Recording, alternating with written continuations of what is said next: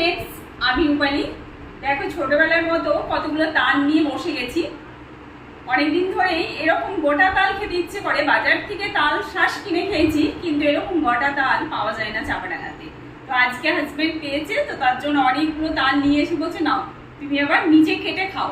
এবার আমি সেই জন্য দেখি এই বটি দিয়ে তালটা আমি কাটতে পারি কিনা, ওটাই আর কি বটি নিয়ে বসে গেছি।